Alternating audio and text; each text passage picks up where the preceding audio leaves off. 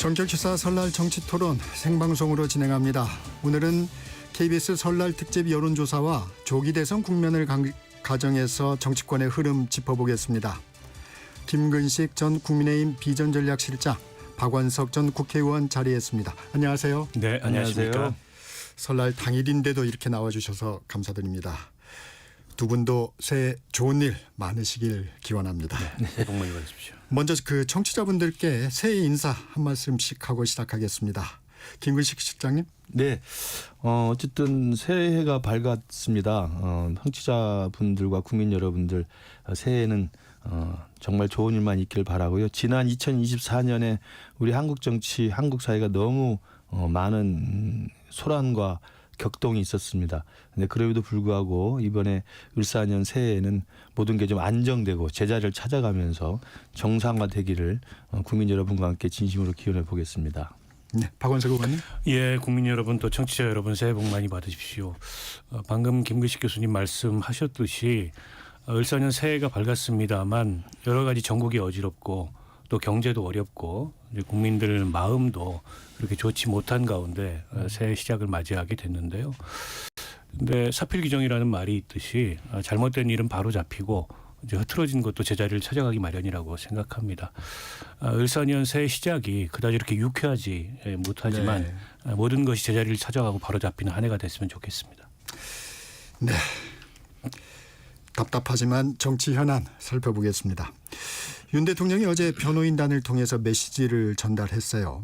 계엄 선포 해제 다 헌법 테두리 내에서 이루어진 일이다.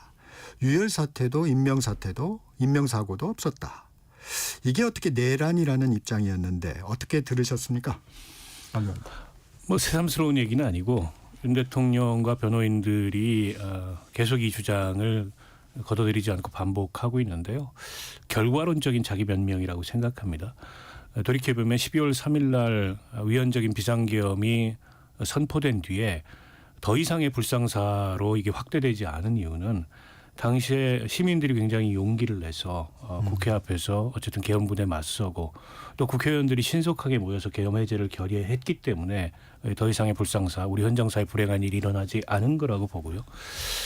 위헌적인 포고령부터 시작해서 비상입법기구를 설치하라는 쪽지까지 내란 목적성이 뚜렷한 그런 비상계엄 행위였고 계엄군이 그 한밤중에 국회의 기능을 정지시키고 또 선관위와 같은 헌법기관의 기능을 정지시키기 위해서 그런 기관들을 접수하려고 했던 것으로 볼 때 지금 윤 대통령이나 윤 대통령 변호인 측이 얘기하는 것은 그야말로 결과론적인 자기 변명에 불과하고 저런 주장이 법정이나 혹은 헌법재판소에서 수용될 가능성이 없습니다. 왜냐하면 전 국민이 실시간으로 생중계로 그 상황을 너무 똑똑히 목격했기 때문에 증인이 너무 많아요. 그에 대한 어쨌든 정치적 평가는 이미 끝난 가운데 법적 평가만을 기다리고 있는데 지금 윤 대통령이나 윤 대통령 측의 변호인들의 이런 주장이나 논리는 그야말로 궤변의 집대성 같은 그런 것이라고 봅니다. 김근식 실장님. 예. 윤 대통령이 계속 이렇게 옥중 메시지를 내고 있어요. 좀 네, 어떻습니까? 일단은 지금 윤 대통령이 현직 대통령으로서는 사상 최초의 일을 많이 겪고 있잖아요. 네. 현직 대통령으로 사상 처음으로 구속이 된 상태에서 형사재판을 받게 되어 있고요. 그리고 동시에 헌법재판소에서는 탄핵 소추가 돼서 또 재판을 받고 있습니다. 그래서 양쪽의 헌재 재판과 형사 재판 두 개를 치러야 되는 입장이 되어서 이런저런 메시지를 통해서 이제 아마 국민들에게 또 지지자들에게 하고 싶은 말을 하는 것 같은데요. 어제 변호인단을 통해서 이야기했다는 내란죄가 될 수 없다. 다치지 않았다. 뭐 일찍 끝날 줄 알았다. 네. 이런 이야기를 지금 지난번 헌재에서도 그런 뉘앙스로 이야기를 많이 하셨는데 저는 그 이야기를 하는 게 일단 검찰에 와서 내란죄 혐의자로 피의자로서 지금 기소가 됐기 때문에 네. 그 형사 피고인으로서의 자기 방어권 논리로 이야기할 수는 있습니다. 내가 계엄은 했지만 내란은 아니다라는 거거든요. 그러니까 계엄은 내가 한 건 맞지만 내란죄를 한 건 아니다라는 이제 형사 피고인으로서의 자기 방어를 하는 건데 뭐 좋다고 생각합니다. 근데 이제 대통령답지는 않은 것 같아요. 그 이야기를 하기 전에 제가 만약에 대통령 입장에서 내가 계엄은 정당하다고 생각하지만 이게 내란죄까지 되는 것은 절대 내가 용납할 수 없다라는 이야기를 하면 계엄을 왜 했는지 그리고 계엄을 한 것에 대해서 진정으로 한 번이라도 국민들에게 사과한 적이 있는지 저는 그게 좀 아쉽습니다. 그러니까 이게 내란이 어떻게 될 수 있느냐라고 항변하기 전에 계엄을 통해서 국민 여러분께 정말 큰 잘못을 했습니다. 그런 이제 제가 기억하는 우리 윤석열 대통령의 계엄 사태 이후에 유일한 사과는 그 다음에 있었던 사과가 유일한데 딱 그겁니다. 계엄을 내려서 여러분께 놀라게 해드렸죠. 불편을 끼쳐도 죄송합니다. 그러니까 불편과 놀람이에요. 근데 2024년 12월 3일에 계엄 사태를 지켜보면서 국민들이 불편하고 놀라서 지금 화가 나 있을까요? 저는 그건 아니라고 봅니다. 민주주의에 대한 정면 도전이었고 정치를 물리력으로 제압하려고 하는 반정치적인 폭거라고 생각을 합니다.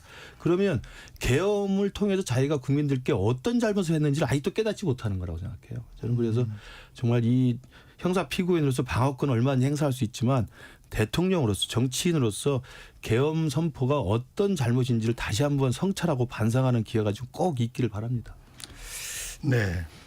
그 윤 대통령이 이제 구속 기소됐기 때문에 이 윤 대통령 측에서는 이 법적 절차 부분을 계속 제기를 하고 있어요. 그 헌재법 51조 부분도 좀 살펴보겠습니다. 같은 사유로 형사소송이 진행될 때 헌재 심판을 정지할 수 있다는 조항이 있는데 윤 대통령 측에서 이 부분도 제기할 것으로 보세요? 제기할 걸로 보입니다. 지금 윤 대통령 측의 방어 전략은 모든 그 절차의 단계마다 다 다투겠다. 네. 그게 이제 가능성이 있든 없든. 지난번에 이제 체포적 부심 같은 경우에도 실효성이 굉장히 떨어지는데 체포적 부심을 네. 제기하겠냐 했는데 제기했습니다. 물론 이제 기각이 됐지만 마찬가지로 설 연휴가 끝나고 나면 아마도 보석 신청을 할 가능성이 높다고 보이고 또 헌재법 51조에 근거해서 네. 동일한 사건으로 이제 형사상 소추가 돼 있기 때문에 그게 끝날 때까지 헌재 심판을 중단해달라 이 주장을 할 것 같은데 과거에 박근혜 전 대통령이 탄핵 심판을 헌재에서 할 때도 동일한 그런 신청을 했었는데 네. 헌법재판소에서 받아들이지 않았거든요. 손준성 그 검사 같은 경우에 이 주장을 해가지고 헌재가 수용이 돼서 이 탄핵 심판이 중단됐던 전례가 있습니다. 근데 그거는 이제 대통령이 아니고 검사에 대한 탄핵 소추였기 때문에 이번하고는 경우가 많이 다르다고 보고요. 제가 염려되는 건 그겁니다. 헌재법 51조는 헌법재판소의 재량사항에 해당하기 때문에 네. 수용을 안 할 수도 있는데 헌재가 수용을 안 할 경우에 탄핵 심판의 불공정성을 사유로 탄핵 재판마저 보이콧하는 이제 그런 결정을 할 가능성이 높다고 봅니다. 그러니까 아예 이제 헌재의 어떤 결정도 인정하지 않겠다라고 불복을 하는 거고 지지자들에게 그런 불복의 논리로 일종의 이제 선동을 할 가능성이 없지 않아 있다고 보는데 지금까지 윤 대통령이나 변호인들이 보였던 모습으로는 충분히 그 가능성이 있습니다. 물론 그렇다고 해서 이제 헌재 탄핵 심판이 중단되지는 않을 겁니다. 일종의 이제 걸석 재판 형태로 진행이 될 텐데 그렇게 해서 탄핵이 인용되더라도 그걸 인정하지 않겠다. 일종의 이제 정치적 내전을 계속 부추기는 그런 대응을 할 가능성이 있어서 그 점이 좀 염려되는데요. 지금까지도 윤 대통령이 법치를 인정하지 않고 법치에 불복하는 모습을 계속 보였는데 이 중차대한 헌재 탄핵 심판에서마저도 이제 그런 모습을 보인다면 앞서 이제 김근식 교수님이 대통령답지 못하다. 이 지적을 해주셨는데 지금까지도 충분히 그랬는데 정말 최악의 모습이 되지 않을까 염려스럽습니다. 김근식 시장님 예. 이 문제 어떻습니까? 저도 아마 대통령 측에서는 제기를 할 것으로 보입니다. 네. 전례도 있었고 또 헌법재판소 법에 명시가 되어 있기 때문에 네. 지금까지 대통령 측 변호인들이 했던 걸 보면 사법 절차상 과정상 할 수 있는 모든 이의 제기는 다 했거든요. 네. 이제 번번이 그게 좀 실패했습니다만 네. 그래서 아마 모든 문제 제기는 다 할 것으로 보이고요. 그러나 이제 이게 어떤 의도를 가지고 하는지는 모르겠습니다만 저는 약간 좀 모순적이라고 보는 게 체포영장도 불응. 뭐 처음부터 이제 뭐 일단 소환도 불응, 체포영장 불응, 집행 불응, 구속도 이건 문제가 있다.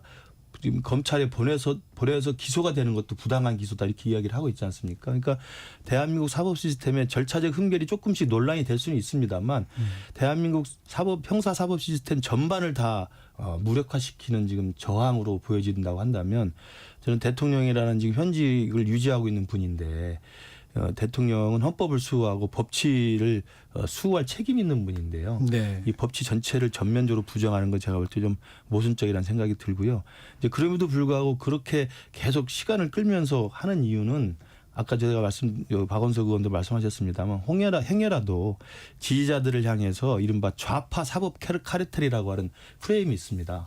그러니까 우리 보수층에서 많이 사용하는 단어인데 이 모든 게 소환, 체포, 구속, 기소, 재판 이 모든 게 좌파, 빨갱이 사법 카르텔이 있다. 네. 이들에 의해서 이게 의도된 대통령 파면이다. 네. 대통령 형사처벌하는 것이다. 내란으로 몰아가는 것이다. 이런 인식들이 있어서 아마 그런 지지자들의 프레임을 더 강화시키는 데는 효과가 있을 거로 보이고요. 참 그게 지금 가장 우려스럽습니다. 그러니까 아까 제가 대통령이라는 건 마지막까지 국민 통합, 그다음에 우리 대한민국의 단합을 위해서 일을 해야 되는데 네. 끝까지 나라를 분열시키고 국민을 두 쪽으로 갈라놓는 일을 한다면 나중에 어떻게 평가를 받을지 참 그게 걱정스럽습니다. 면회 여부도 좀 여쭤볼게요. 김건희 여사는 면회를 안 갈 것이다 하는 얘기들이 좀 나와요. 네. 어떻게 보십니까? 사실 공수처에서 이 접견 금지한 건 지나친 부당한 처사죠. 네. 사형수에게도 하는 것이고 살인범에게도 하는 것인데 어떻게 현직 대통령 신분인데 접견까지 금지한 것은 다분히 분풀이성, 화풀이성 보복 조치로 보이고요.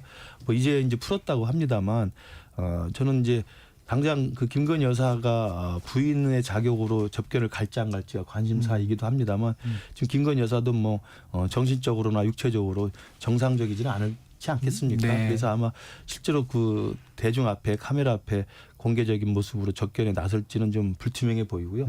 그러나 관심을 끄는 건 이제 접견이 허용됐기 때문에 정치인들이 접견을 갈 가능성이 있다고 봅니다. 네네. 당장 제가 듣기로는 오늘 기사도 어디 났습니다만 우리 당에서 권성동 원내대표 같은 경우 지금 접견을 갈 예정을 하고 있는 것 같습니다. 아 그렇습니까? 예, 그러면 이제 원내대표가 접견을 가서 대통령을 뵈면 이제 많은 또 국회의원들이 갈 가능성이 있고요. 네. 원외 당협위원장도 갈 가능성이 있고 또 아마 지지자들도 아마 접견 대기를 할 수도 있죠. 그래서 아마 그런 접견을 위한 또 하나의 어떤 지지자들과 또 우리 당의 흐름들이 하나 형성이 될 것 같아서 또 그 접견을 통해서 대통령이 또 메시지를 전달할 수가 있기 때문에 그것도 일종의 그러니까 한 자연인으로서 그리고 피의자 피고인으로서 당연한 권리이긴 합니다만 이게 정치적으로 증폭에 대해서 또 정치적 분열의 또 언어가 나오는 거 이건 또 우리가 좀 예의주시해야 될 것 같습니다.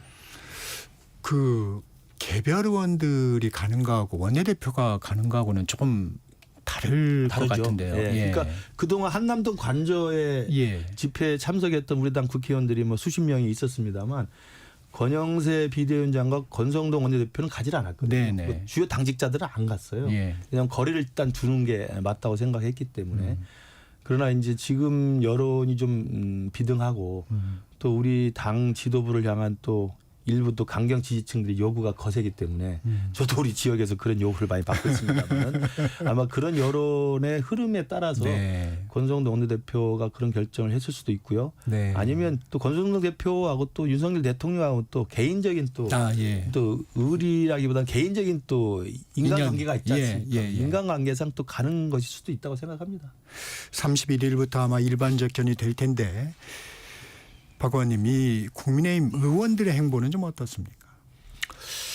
그러니까 뭐 인간적인 차원에서 대통령이 구속돼 있기 때문에 접견할 수 있다고 봅니다. 그러나 이제 시점의 문제인데요. 네. 지금 탄핵 심판을 앞두고 있고 막 이제 윤 대통령이 구속 기소가 됐는데 어쨌든 그런 이제 구속 기소에 대해서 불복하고 있는 이 상황에서 네.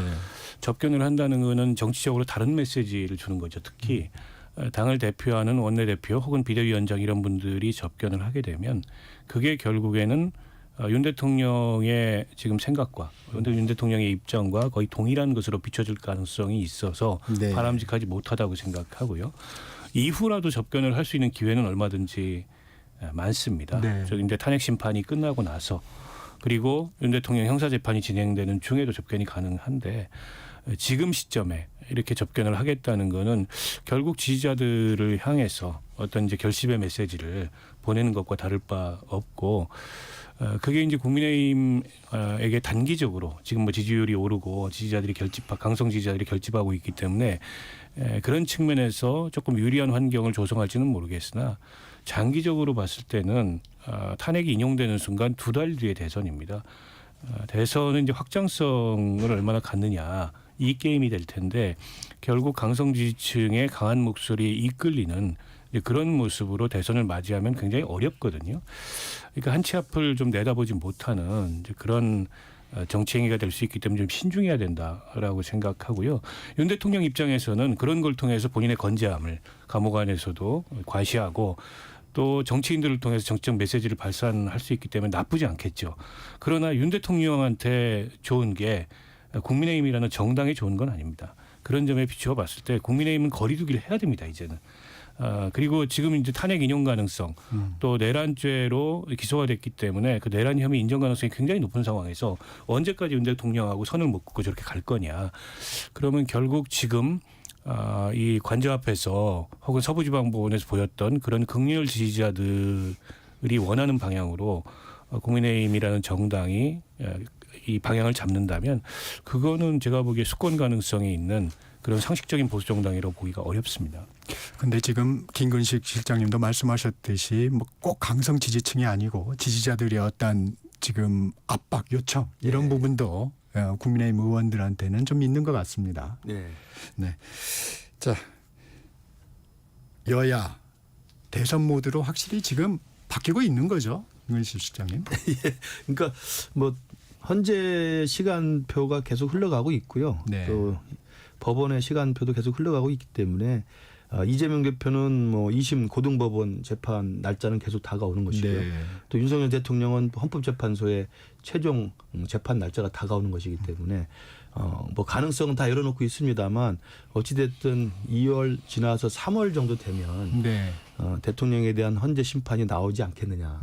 그리고 그쯤 비슷한 시기에 이재명 대표의 또 2심 항소심 결과가 나오지 않겠느냐. 이런 예측이 대부분이기 때문에 그 결과를 놓고 대선의 시간표가 좀 짜여질 가능성이 있다라는 판단을 아마 다 할 겁니다. 네. 우리 당도 그렇고 민주당도 그렇고. 네. 그래서 헌재 결론과 고등법원 항소심의 결론과 상관없이 각 당은 아마 이번에 설 연휴 지나면 물밑에서든 뭐 공개적으로든 조기 대선을 염두에 두고 다양한 논의와 준비를 할 것으로 보입니다.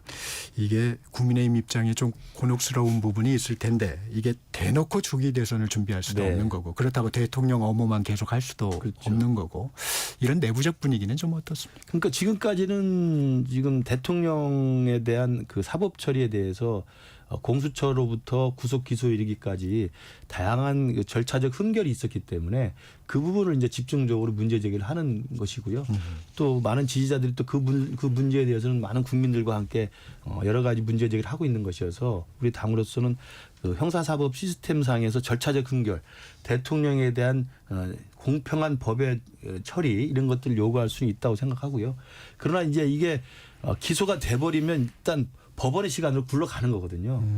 그리고 또 헌법재판소는 또 탄핵에 인용이 돼버리면 또 대선의 시간표로 굴러가 버리기 때문에 저는 한두 달 안에 우리 국민의힘도 대선 준비를 공식적으로 할 건지 말 건지 그리고 대통령과의 거리두기를 어떻게 네. 할 것인지 네. 이 부분도 좀 정리를 할 거라고 생각하는데 지금은 과도기라고 생각합니다. 지금은 네. 과도기라고 생각하고 제가 이제 개인적으로 표현하고 있는 게 지금은 여전히 전쟁 중이어서 포탄의 자국, 그러니까 포연이 지금도 무성한 상황이에요. 네. 그러니까 계엄의 폭탄, 탄핵의 폭탄, 구속의 폭탄이 빵빵빵 터지면서 각 정치판에 이 포탄의 흔적들이 너무 많아가지고요. 지금도 연기가 자욱한 거죠. 그래서 포연이 자욱한 상황이라 시야가 잘 확보가 안 되고 잘 확인이 안 됩니다. 그렇기 때문에 아마 민주당도 그렇고 우리 당도 그렇고 그 포연에 가득한 이 전장터에서 아직은 좀 과도기 상태로 좀 정확한 입장을 정하지 못할 것으로 보입니다만 이 포연이 거치고 좀 마무리가 되고 국면이 좀 일단나게 되면 각 당에서 아마 정확한 시야를 확보한 다음에 정확한 객관적 준비를 할 것으로 보입니다. 민주당 상황도 좀 알아보겠습니다. 이재명 대표가 실용주의를 주장하고 나선 시점부터 사실 조기 대선 모드로 전환됐다고 보는 시각이 많은데요. 박 의원. 그러니까 뭐 민주당도 그렇고 국민의힘도 그렇고 겉으로는 이제 조기 대선을 공식적으로 언급을 하거나 그렇죠. 당에서 공식적 준비에 들어가기가 어렵습니다. 아직 탄핵 절차가 마무리가 안 됐기 때문에. 그러나 내부적으로는 여러 가지 고민도 있고 여러 가지 준비들을 하고 있다고 봐야 될 것 같고요. 이재명 대표 신년 기자회견에서 일종의 이제 정책적인 우클릭 표명을 했는데 네. 그것도 이제 최근에 여론조사 흐름이 그 정체 상황을 좀 보이고 있는데다가 정치적 확정성을 가져야 그 조기 대선에서 좀 유리한 환경을 조성할 수 있다 이런 판단이 작용한 것 같아요. 네네. 그러나 이제 이재명 대표로서도 사법 리스크라는 넘어야 될 가장 큰 산이 있는데 지금 항고심 재판 절차가 예상했던 것보다 좀 빠르게 진행될 가능성이 높아졌고 2월 26일 날 결심을 하겠다. 네. 그러면 아무리 길어도 선고까지 한 달이 안 걸릴 가능성이 높습니다. 네. 그러니까 탄핵이 헌법재판소에서 결정되는 시점하고 이재명 대표가 항고심 결과, 그 선고 결과를 받아드는 시점이 비슷할 가능성이 있어요. 그래서 조기 대선이 열린다고 했을 때 대선 전국에 앞으로 이제 여러 가지 그 변수들이 많이 제기될 가능성이 높고 민주당으로서도 그에 대해서 이런저런 고민들을 하지 않을까 싶은데요. 최근에 그 정책적 우클릭 같은 경우에는 일단 뭐 중간층까지 혹은 이제 과거에 국민의힘을 지지했던 보수층까지의 확장을 고려한 하나의 포석이라고 볼 수 있는데 시점상 좀 이른 감이 있는 것 같아요. 그러니까 이제 정책적 우클릭 같은 경우에는 대선 구도가 확정이 돼서 마지막에 그렇게 우클릭을 함으로써 견인할 수 있는 표가 분명히 보일 때 보통 이제 그런 카드를 많이 내미는데 지금 시점에 이재명 대표에 대한 이제 세간의 의구심이 정책적으로 너무 왼쪽으로 치우쳐 있다 이런 건 아니거든요. 그보다는 정치적으로 어떻게 보면은 좀 그 이재명 대표가 특히 탄핵 국면 이후에 이재명 대표와 민주당이 조급하고 거칠고 지나치게 공격적이고 국민을 통합하기보다는 오히려 국민을 더 분열시키는 그런 모습을 보인 게 아닌가. 그리고 당 내부적으로도 이른바 이제 일극처제라고 얘기하듯이 당내의 어쨌든 다양성, 당내 민주주의, 뭐 당내 다원주의 이런 것들을 잘 허용하지 않는 그런 모습이 지나치게 좀 독선적으로 보였던 측면이 있거든요. 네. 근데 그런 게 오히려 이재명 대표의 확장성을 가로막는 어떤 이 문제로 작용하고 있는데 그에 대해서 정책적 우클릭은 제가 보기에는 조금 오답을 쓴 게 아닌가 싶고요. 오히려 네. 그 우클릭의 내용을 보면 일종의 이제 경제적 낙수 효과를 이제 기대하는 그런 정책을 펴겠다. 네. 그거는 그동안의 보수 정권 시절에 혹은 보수 정당이 계속 그 주장해 왔던 별로 새롭지 않은 얘기인데 그걸 다시 답습하겠다는 게 과연 민주당의 정체성 혹은 지금 시대에 어쨌든 시대 정신하고 부합하는 거냐. 그런 면에서 원칙 없는 그런 어떤 그 우클릭이다 이런 지적을 받을 가능성이 높고요. 이른바 기본소득을 포함한 기본 사회론을 민주당이 강령에까지 집어넣었어요. 그 특정한 당대표와 혹은 대권 주자의 정책을 강령에까지 반영했던 건 DJ 시절에도 없었던 일이거든요. 그런데 갑자기 그걸 다 폐기하고 이른바 이제 경제적 낙수 효과로 돌아가겠다라는 건 우클릭이라기보다도 원칙이 뭐냐.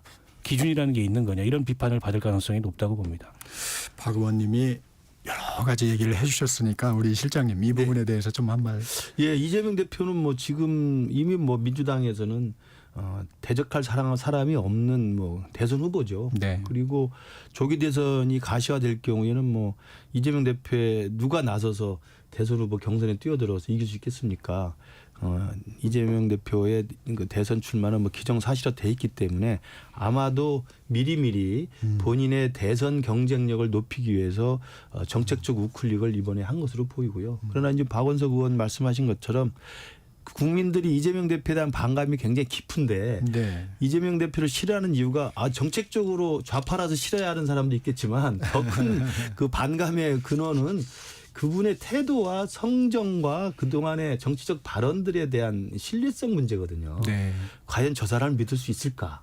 그리고 과연 저 사람이 대통령이 됐을 때 우리나라를 믿고 맡길 수 있을까? 이런 것에 대한 불안과 불신이거든요. 그러면 한 정치 지도자에 대한 불안과 불신 그리고 그 사람의 행태에 대해서 싫어하는 국민들의 반감은 정책을 바꾼다고 되는 문제는 아니라고 생각합니다. 그분의 태도를 바꾸거나 네. 그분의 어떤 언행을 바꾸거나 네. 아니면 그분이 사라지거나 이렇게 돼야 되는 것이지 지금 최근 여론조사의 추이에서 드러납니다만 이재명 대표에 대한 반감은 상당히 뿌리 깊습니다. 그러니까 단순히 그 강경 보수 우파뿐만 아니라 중도층에까지도 이재명 대표가 대통령으로 되는 것에 대해서는 상당한 그 거부감과 방관이 지금 남아 있습니다. 아직까지는 지금 지켜보는 상황이기 때문에 이재명 대표 스스로 본인에 대한 그러한 뿌리 깊은 불신과 반감은 그 원인이 무엇인지를 스스로 돌이켜 봐야 된다. 저렇게 나서서 갑자기 또 입장을 바꾸고 갑자기 말을 바꾸고 갑자기 태도를 돌변하는 거 저는 제가 볼 때 이재명 대표에 대한 반감을 더 키우는 일이라고 생각합니다. 네. 여론조사 얘기로 넘어가 보겠습니다. 최근 여론조사가 잇따라 발표되고 있습니다. KBS도 설을 맞아서 여론조사를 실시했는데요. 한국리서치에 의뢰해서 지난 24일부터 26일까지 사흘간 전국 만 18세 이상 남녀 1000명에게 전화 면접 조사로 의견을 물었습니다. 자세한 내용은 중앙선거여론조사심의위원회 또는 KBS 홈페이지에서 보실 수 있습니다.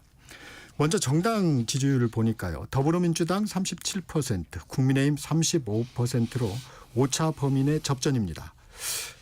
보수 진보 양측의 지지층 결집하는 양상으로 보십니까? 그렇죠. 지금 뭐 이번 KBS 여론조사뿐만 아니라 최근에 네. 각종 여론조사에도 비슷한 흐름인데요. 그러니까 그 계엄 이후에 탄핵이 됐음에도 불구하고 국민의힘에 대해서 지지율이 상승하는 추세가 있고 민주당에 대해서 박스권을 갖춰가지고 민주당의 당 지지율이 더 이상 올라가지 않는 네. 흐름은 분명해 보입니다. 저는 이게 이제 가장 큰 이유는 여러 가지 이유가 있겠습니다만 가장 큰 이유는 아까 말씀드린 것처럼 반 이재명 반 민주당에 대한 뿌리 깊은 정서가 반 이재명 정서다. 예, 탄핵 이후에 윤석열 대통령에 대한 불만과 불신과 분노를 별개로 하면서도 네. 존재하고 있다는 거죠. 그러니까 네. 대통령이 잘못했다는 민심의 강고한 흐름과 그래도 이재명 대표도 똑같다. 이재명 대표는 뭘 잘한 게 있느냐라고 하는 또 하나의 민심의 흐름이 저는 투트랙으로 같이 존재한다고 생각을 해요. 그렇기 때문에 계엄 직후에는 계엄을 했던 대통령을 배출한 국민의힘의 지도가 급락했습니다만 이제는 대통령이 구속도 되고 기소가 됐고 헌재 심판을 좀 지켜봐야 되는 상황이기 때문에 탄핵 직무정지가 돼 있기 때문에 국민의힘에 대한 국민들 일반 중도층의 시선은 그래 이제는 윤석열 대통령 국민의힘과 좀 별개다. 분리가 돼 있고 지금 처벌 수순으로 가고 있는 것이다 라는 판단을 하고 있기 때문에 국민의힘에 대해서는 여전히 이재명이 남아서 의기양양하게 기세등등하게 남아있는 민주당보다는 윤석열이 퇴장하고 있는 국민의힘에 대해서 상대적으로 지지율이 좀 올라가는 게 아닌가 저는 개인적으로 판단합니다. 네. 박 의원님, 네. 서부지법 폭동 사태가 있었어요. 네. 그 이후에도 이 여론의 흐름이 별로 달라지지 않고 있어요. 왜 그럴까요? 일단 두 가지 측면에서 봐야 될 것 같은데요. 네. 하나는 이제 결집입니다. 네. 특히 이제 이 내란 사태 초기에는 워낙에 이제 충격이 큰데다가 또 윤 대통령 측에 잘못이 크게 부각이 됐기 때문에 여권의 지지층이 이게 뭐랄까요, 일종의 이제 멘붕 상태였는데 이게 점차 이제 프레임이 만들어지고 논리를 개발하고 이러면서 이제 그 논리에 따라서 이제 결집하는 추세를 보이고 있고 네. 그 결집의 추세를 이른바 강성 지지층이 주도하고 있는 특히 이제 김문수 장관의 급부상 이런 거는 그걸 보여주는 지표라고 보거든요. 이제 그렇다 보니까는 국민의힘은 조금 회복이 되고 민주당은 이제 정체가 되는 상황을 보이고 있는데 민주당이 고민해야 될 대목은 그 정체입니다. 네, 잠시만요. 예. 잠시 전하는 말씀을 좀 네. 듣고 우리가 3부 토론으로 이어가겠습니다. 네, 2부 여기서 마칩니다.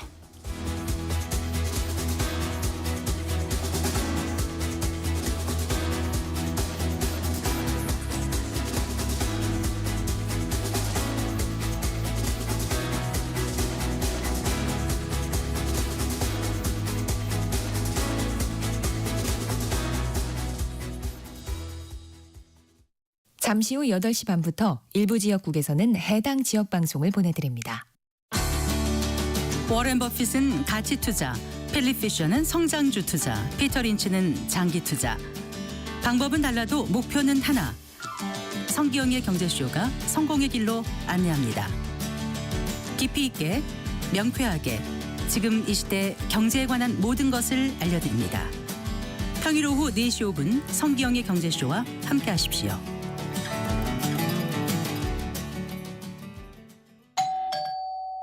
편지 왔습니다. 퇴근길 지친 당신에게 힘이 되는 뉴스를 전해드립니다. 매일 저녁 5시 5분 당신과 함께 읽는 세상 이야기 KBS 1라디오 뉴스레터 K. 지금 시각은 8시 30분입니다. KBS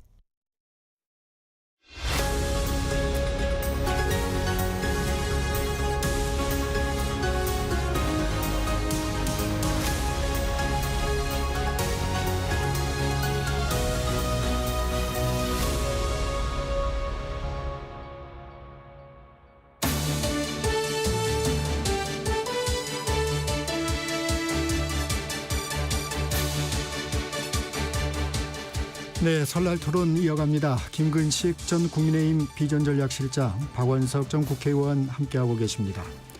박 의원님, 예. 그 정당 지지율 이 부분에 대한 평가 이어서 말씀 주시죠. 네, 이어서 말씀드리면 국민의힘은 결집하는데 민주당이 좀 정체 그 상황을 보이는 이유는 이 탄핵 국면을 안정적으로 민주당이 관리하기보다는 좀 조급하고 거친 모습을 보이다 보니까 중간층 여론이 좀 관망서로 물러선 게 아닌가 네. 싶습니다. 그리고 또 한 가지 측면은 이미 이제 여론은 또 국민들은 조기 대선 국면으로 이 상황을 인식하기 시작했다는 거예요. 네. 무슨 말씀이냐면 윤석열 대통령은 어차피 정치적으로 끝났다. 그리고 이제 탄핵 인용 가능성을 매우 높게 보고 네. 탄핵 찬반 여론을 보면은 이게 이제 탄핵 국면 초기하고 지금하고 크게 다르지 않습니다.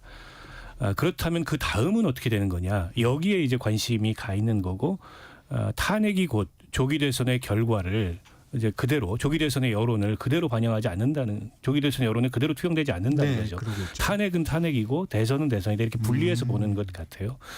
거기에는 이제 그러니까 민주당의 대안인 이재명 대표가 갖고 있는 지금 사법 리스크를 포함해서 확장성의 한계 네. 여기에 대해서 마찬가지로 중간층 여론이 굉장히 냉정하게 이 상황을 보고 있고 때문에 민주당으로서는 탄핵의 결과가 그대로 조기 대선의 결과로 이어질 거다 이렇게 판단을 하면은 그 굉장히 오산이 될 가능성이 높다고 봅니다. 탄핵은 탄핵이고 대선은 대선이다. 여론은 이미 그렇게 반응하고 있다는 거를 냉정하게 직시해야 될 것 같아요.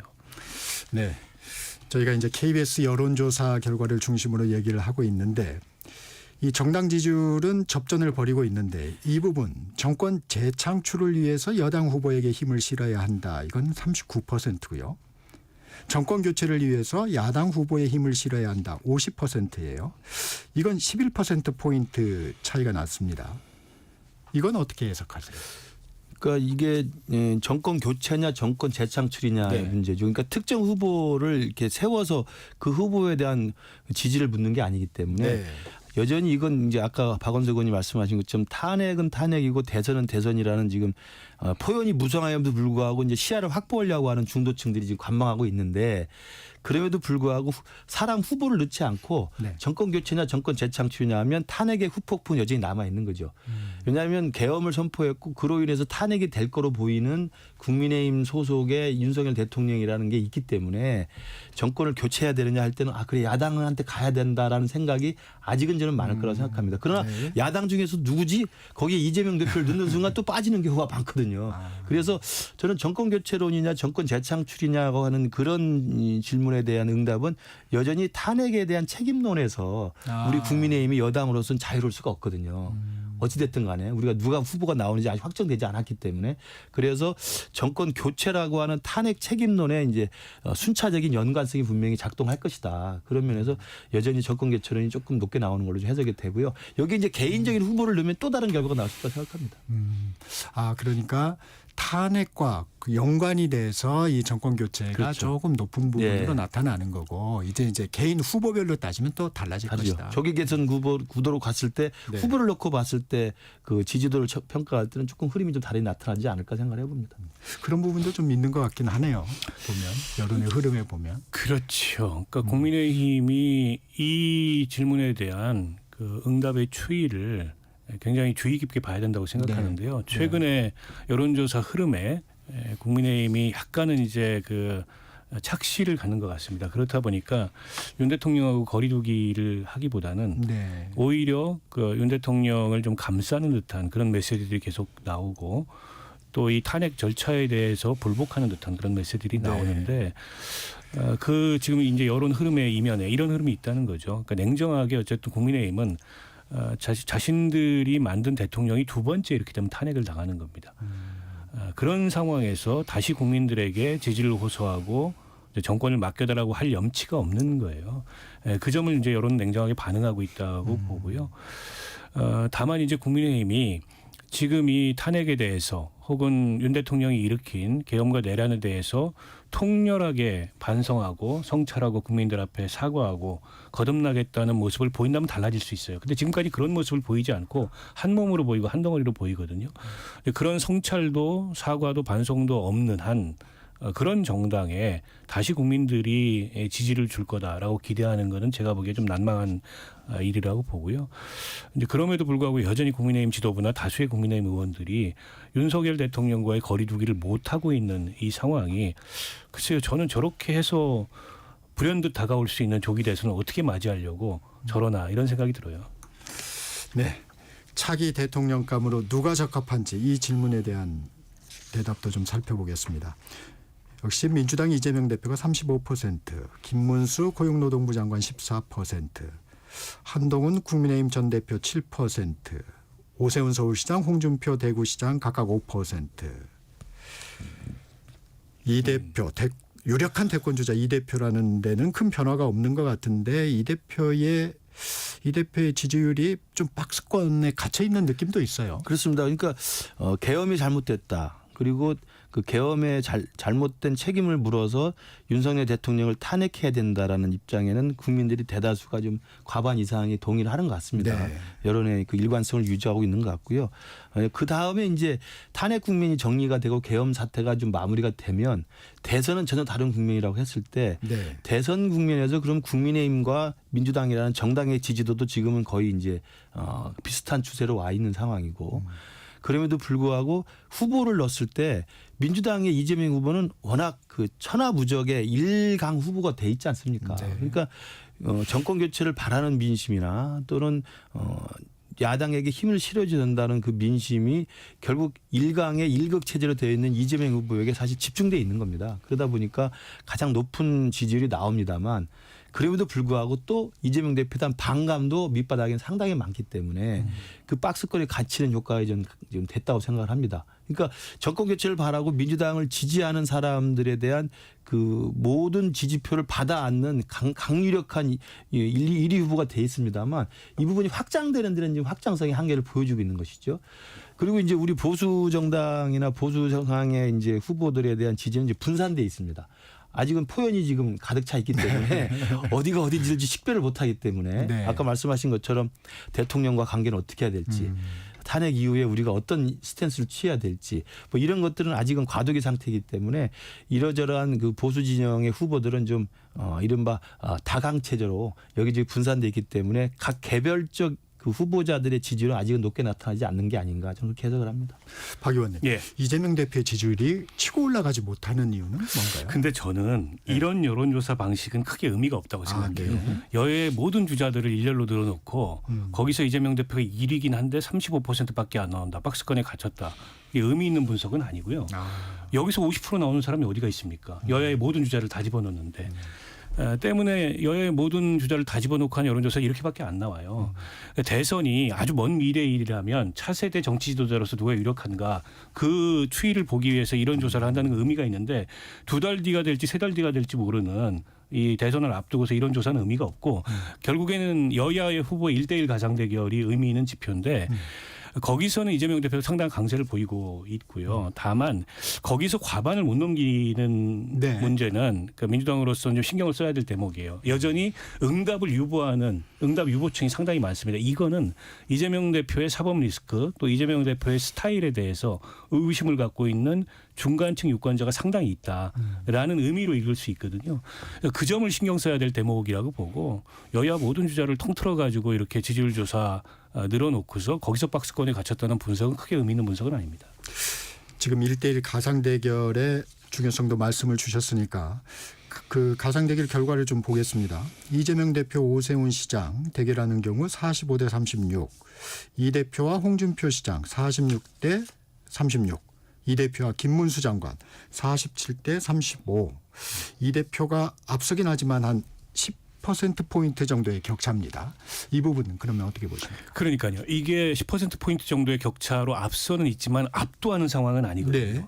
그리고 여기에 잡히지 않는 그 무응답층이 한 20% 정도 있는 거예요. 20% 정도가 많은 건가요, 적은 건가요? 많은 겁니다. 왜냐하면 이게 뭐 대선이 먼 미래의 일이라면은 그게 많지 않다고 볼 수 있는데 네.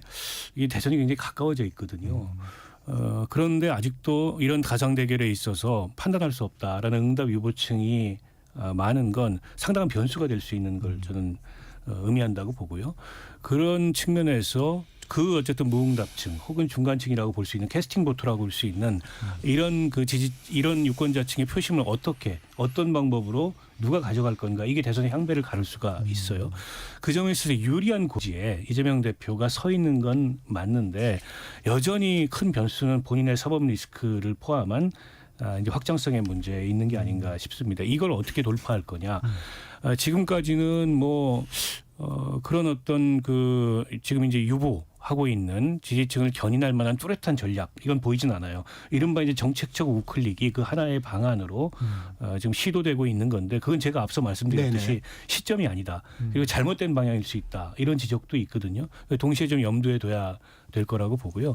이제 국민의힘에서는 지금 이 조사들을 통해서 유의미하게 국민의힘에서 거론할 수 있는 대목은 김문수 장관이 네. 그동안에 대선 주자로 거론도 안 되다가 급부상하고 있는 겁니다. 네. 이게 이제 강성 지지층 중심의 결집인데 이게 얼마나 가겠나.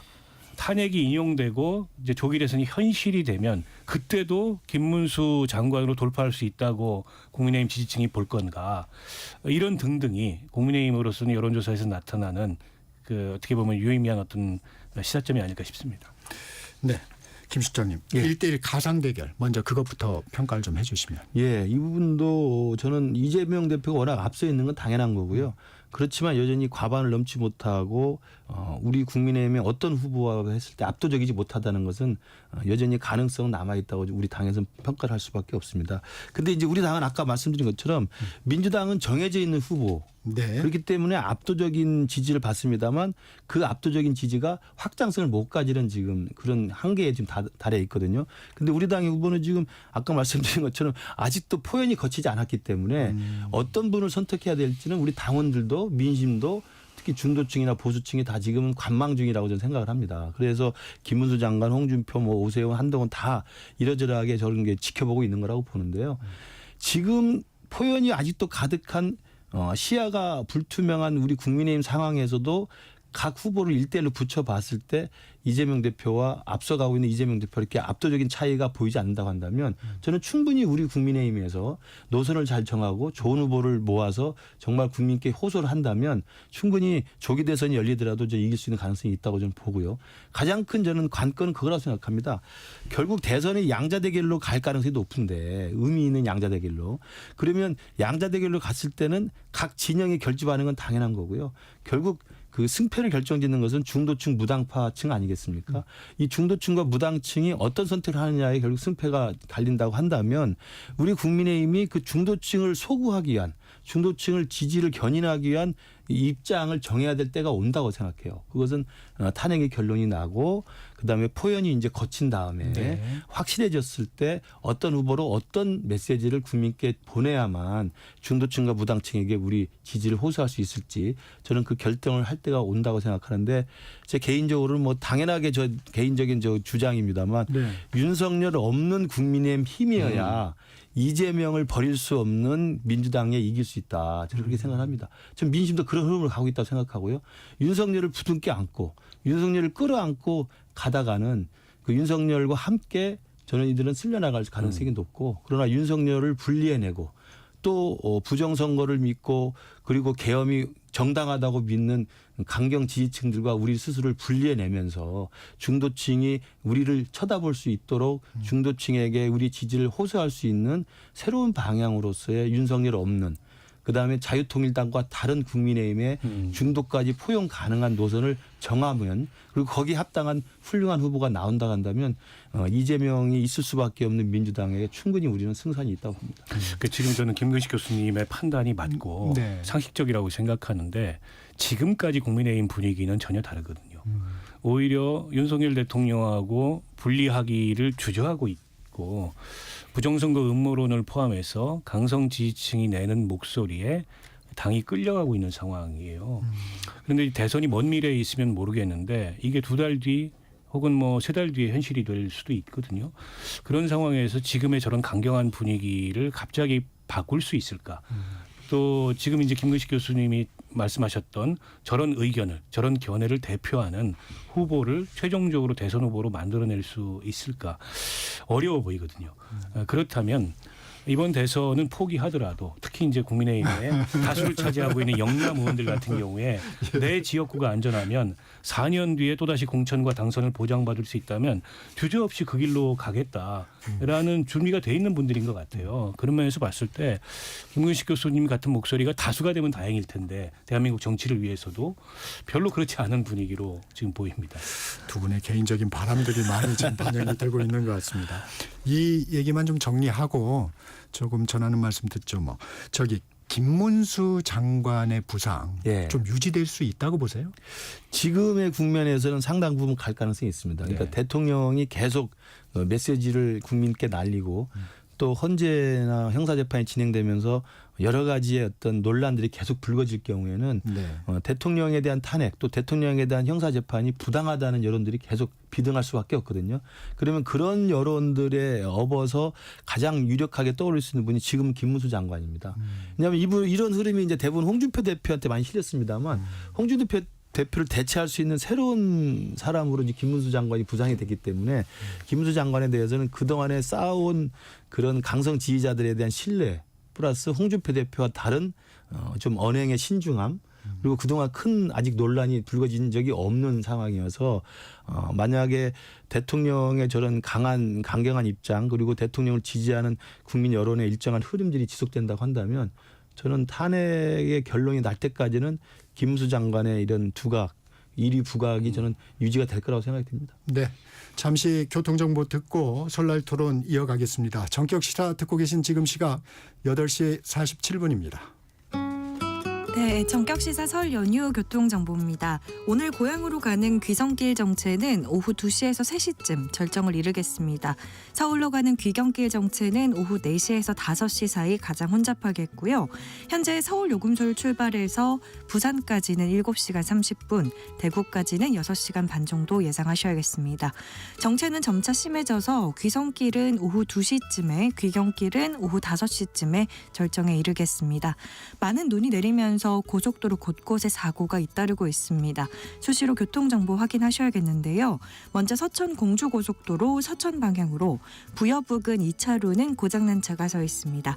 영동고속도로 인천 방향은 대관령 4터널 부근에 1차로에 화물차 관련 사고 있습니다. KBS 교통정보센터에서 정은정입니다.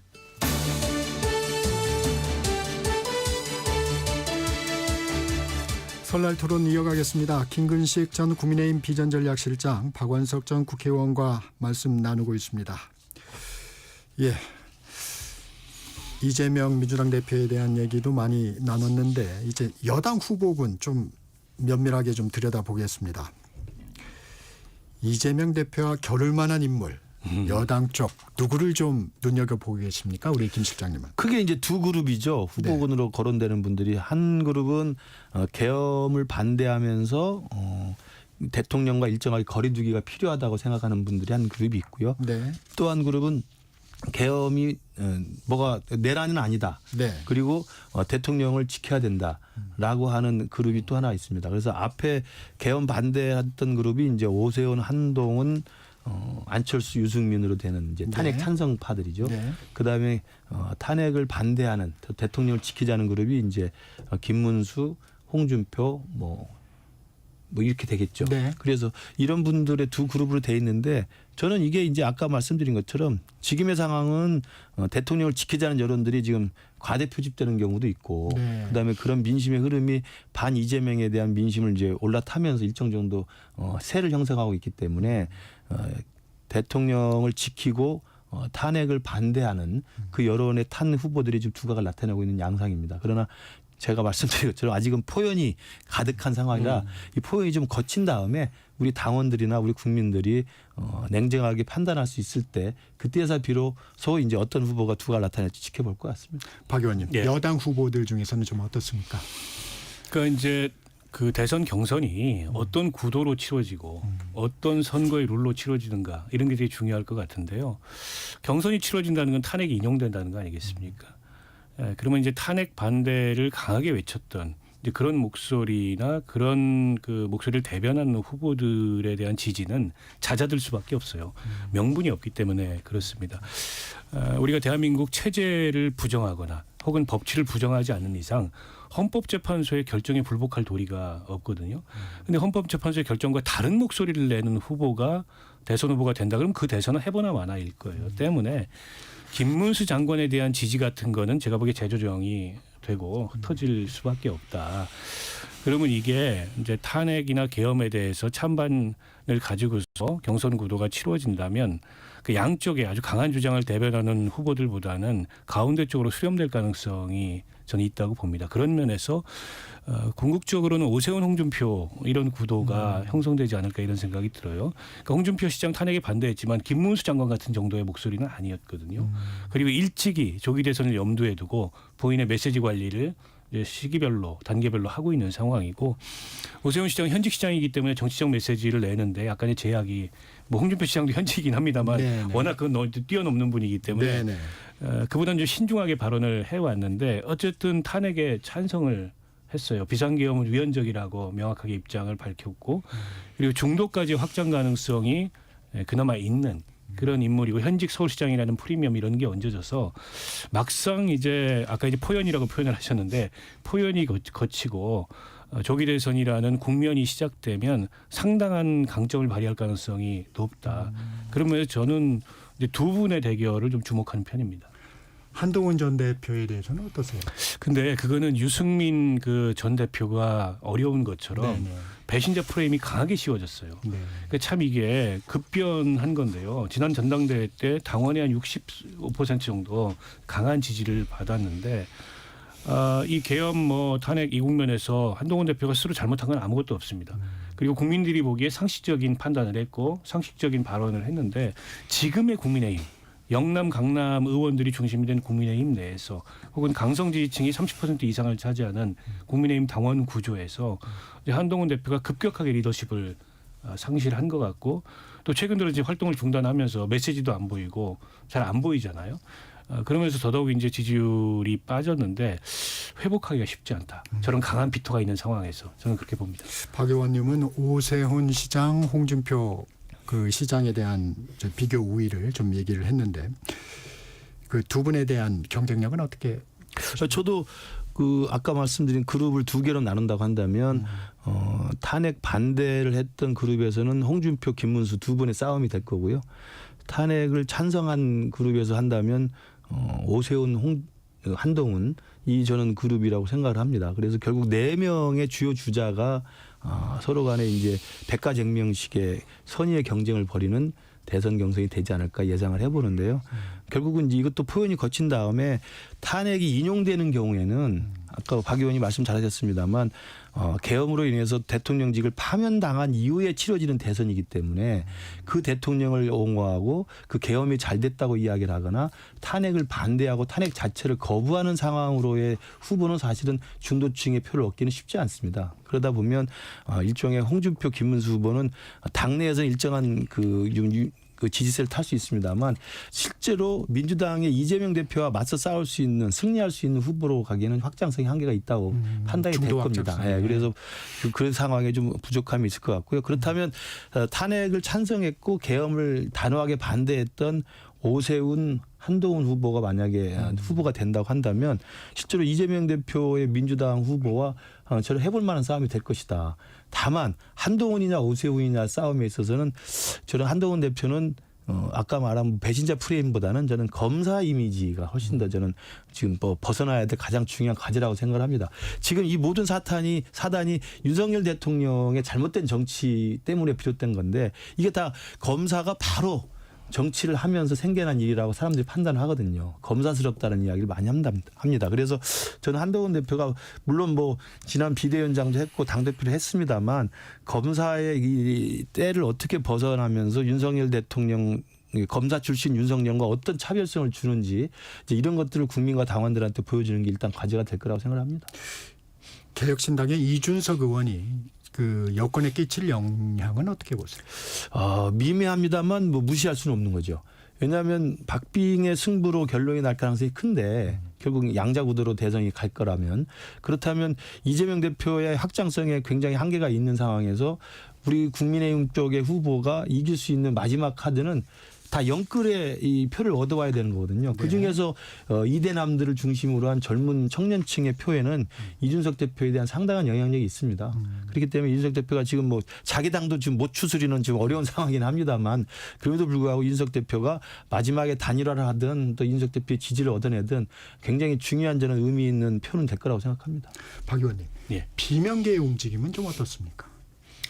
그러니까 최근에 이재명 대표 이제 항구심 그 재판 일정이 가시화되고 또 민주당 지지율이 정체 상태에 놓이면서 비명계들이 좀 목소리를 내기 시작을 했습니다. 뭐 임종석 전 비서실장이라든지 또 김부겸 전 총리, 김경수 의원, 또 김동연 지사까지 거의 유사한 목소리. 그러니까 이재명 대표 일극 체제의 민주당을 우려하고 민주당이 국정 운영과 수권 능력에 대한 안정감을 보여줘야 된다. 비슷한 맥락의 목소리들인데요. 이제 문제는 그분들의 그 대중적 지지랄까요? 이런 게 너무 미미하다는 거죠. 여론조사에 보면 거르게 한 1, 2%밖에 나오지 않기 때문에, 그러니까 이재명 대표가 사법 리스크로 인해서 어떤 그 대선에 나설 수 있는 그런 상황이 못 된다면 이제 그분들의 가능성이 보이겠지만, 그게 아니라면 당 안에서는 더더욱 어려운 게 아닌가 싶습니다. 네, 오늘은 여기까지 듣겠습니다. 김근식 전 국민의힘 비전전략실장, 박원석 전 국회의원과 말씀 나눴습니다. 고맙습니다. 감사합니다. 1월 29일 설날 아침 전격시사 여기서 마칩니다.